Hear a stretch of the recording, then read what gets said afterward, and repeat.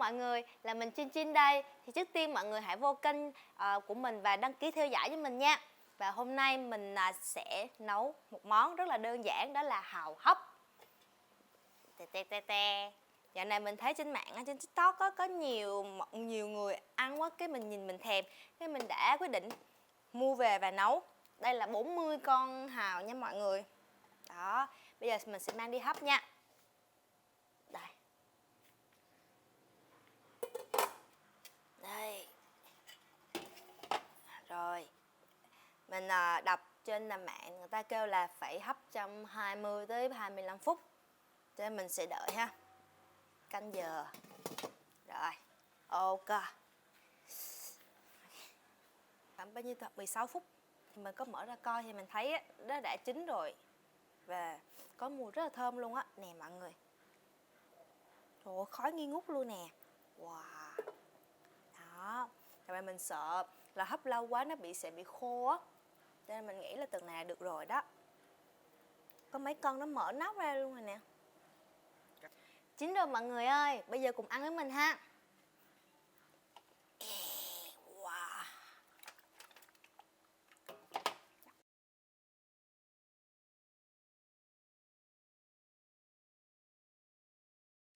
Đây, bây giờ mình đã bỏ hàu vào trong cái dĩa này. Nghe 40 con thì nghe có vẻ là nhiều, nhưng mà mình thấy cũng hơi ít đó. Tại vì do cái vỏ nó lại phải mua hơi thêm một chút. Thôi kệ, cứ ăn đi ha. Vậy cùng ăn nha. Nè. Nước chấm. Trời ơi, con hàu nhìn múp chưa kìa. Múp rụp à. Dễ thương quá à.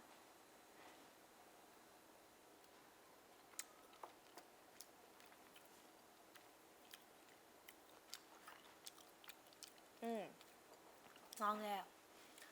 Thường á là nó hấp lên á, nó không có bị tanh như là ăn sống, cho nên mình ăn được. Chứ mà họ hàu sống mình ăn mình thấy tanh lắm.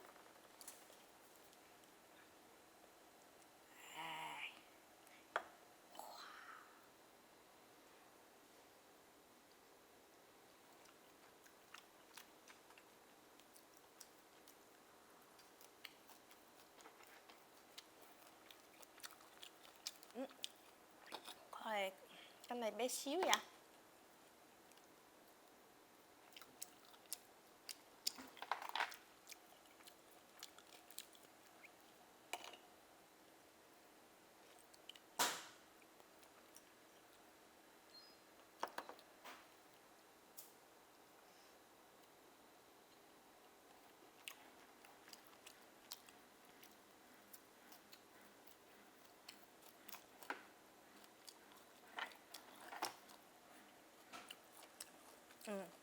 Ăn chính là nó mở nắp ra hết nè.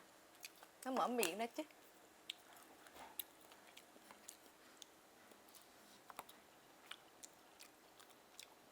Nhưng mà có mấy con nó chưa có mở miệng mọi người.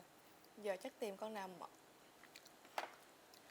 Họ mở miệng ra trước đi. Wow. Hấp lên cái nước của nó nè. Như cái nước này. Uống thử coi. Mặn. Ngọt ngọt với mình. Nó mặn. Rồi.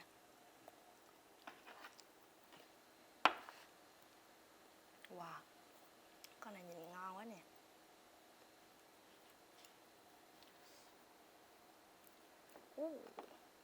Múp rụp.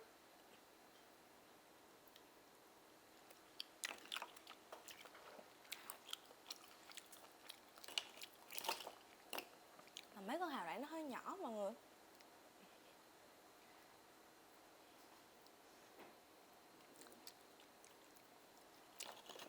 Mình muốn ăn cái con mà to đùng luôn mà béo béo. Mà mình không biết mua ở đâu ta.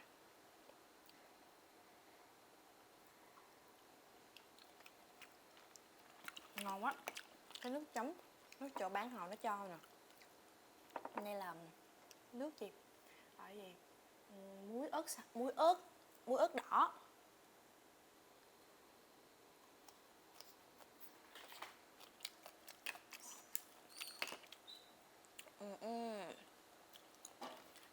Hào em bé à. Cái này hột sữa mọi người, đúng không ta?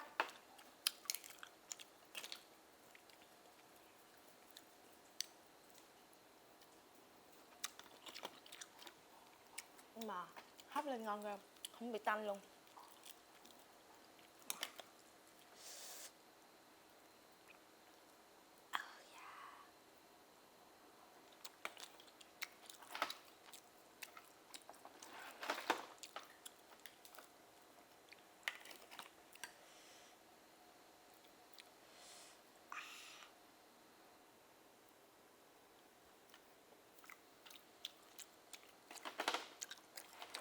Ngon quá.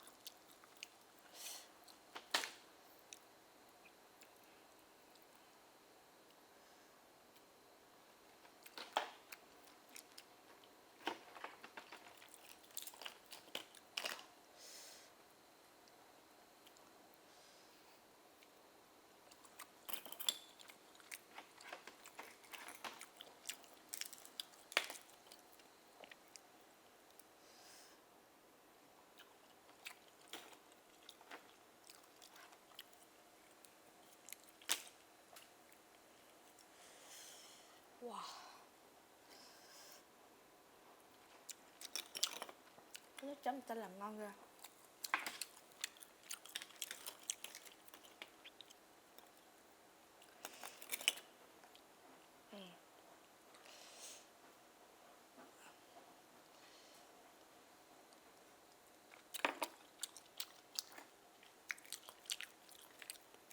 Mọi người ơi, 40 con là chắc chắn là không có đủ á.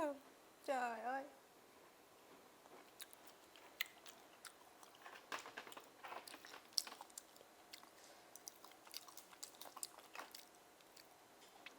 Chắc ăn hỏng dính răng mình luôn quá.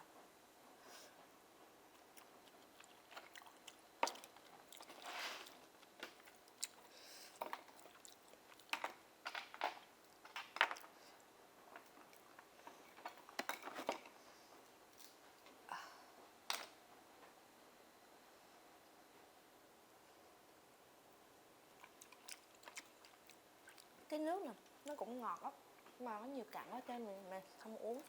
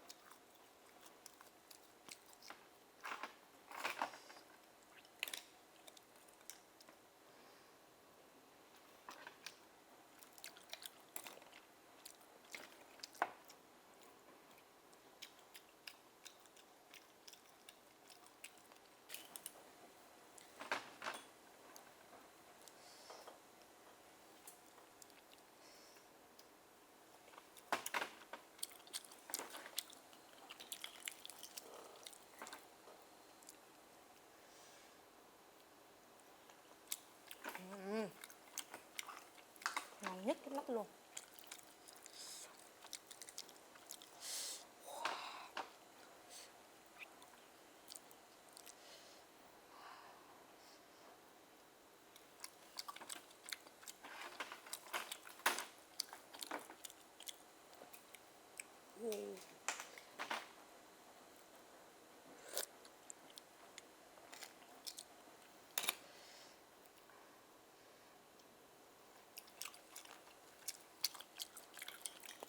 Mình tưởng mình ăn hàu á mọi người, mình ăn nướng á mà. Nướng với lại thích nhất là nướng với lại cái gì ở ta, hành á, mỡ hành á, hàu nướng mỡ hành ngon lắm luôn. Có khi mình ăn luộc á,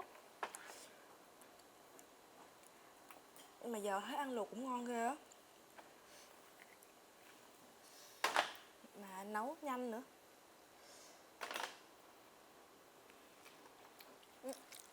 Con này nó có mấy ăn được không ta? Không, không nên nha, cái vị nó kỳ kỳ.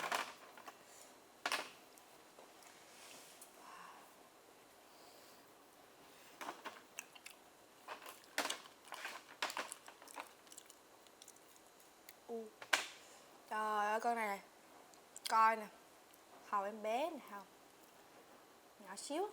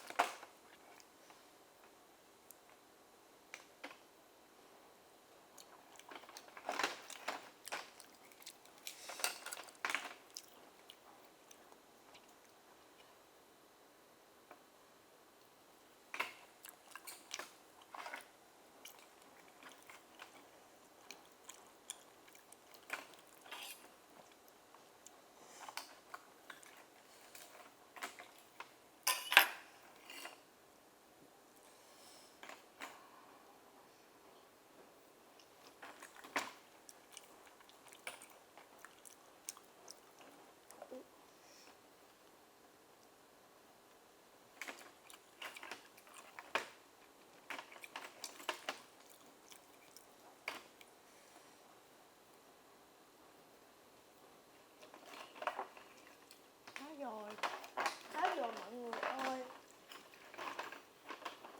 Mấy con này chắc mình phải ăn để chăm con. Đấy, đã cái nư mình quá. Hết mất chưa? Hết trơn à. Mà chưa có no gì luôn á. Rồi sao rút kinh nghiệm. À, 40 con là quá ít.